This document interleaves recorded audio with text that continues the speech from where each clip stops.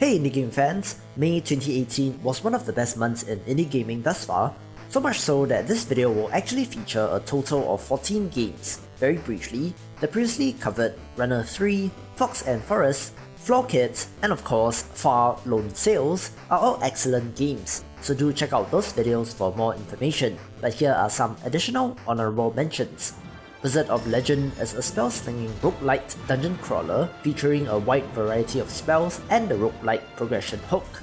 Forgotten End is a beautiful platformer featuring inanimate objects brought to life with a very distinct Studio Ghibli-like art style.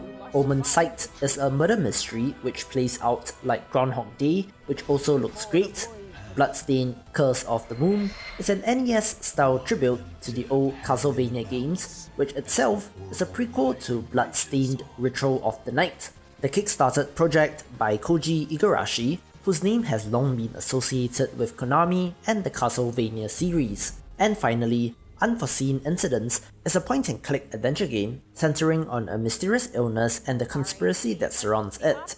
Again, fantastic art style in this, which gives it a memorable look. Moving on, here are the top 5 best indie games for May 2018. Number 5, Unworthy.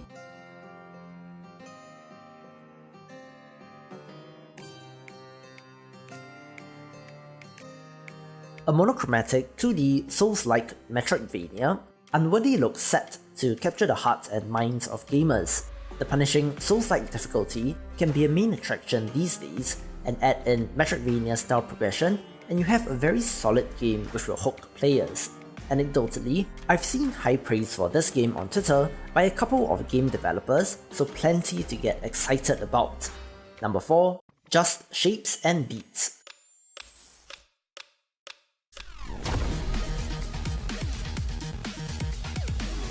Berserk Studio is perhaps best known for their Flash games back in the day, but with this game, they have hit upon a heart-pounding, toe-tapping experience.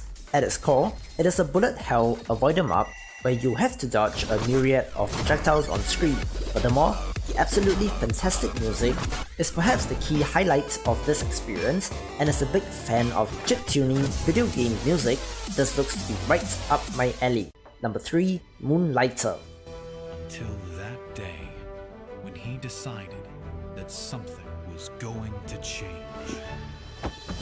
As a fan of Resetia and Items Shop's Tale, I was always on the lookout for games which allows you to both manage a shop and to adventure to gather loot to sell, and Moonlighter is just that. Playing as the sole proprietor of the shop named Moonlighter, you sell items to customers in the day and adventure in the dungeons at night. It has a very compelling loop of gather stuff, sell stuff, upgrade stuff, and repeat, which hits all the right buttons for me. Number 2, Cat Maze.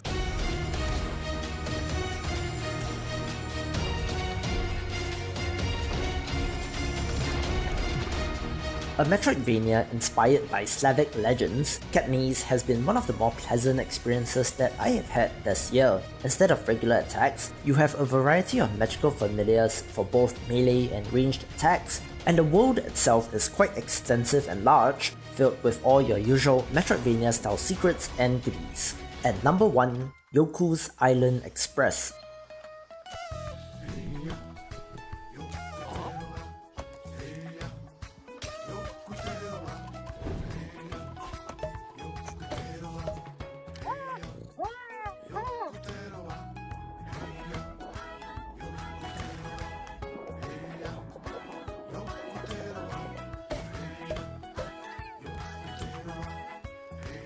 This game self-describes as a pinball-vania, which was definitely the intriguing hook for me. Having played and completed it, I have to say that this is one of the best indie games that I have played, showing that innovation and creativity truly have a space to flourish in the indie game scene.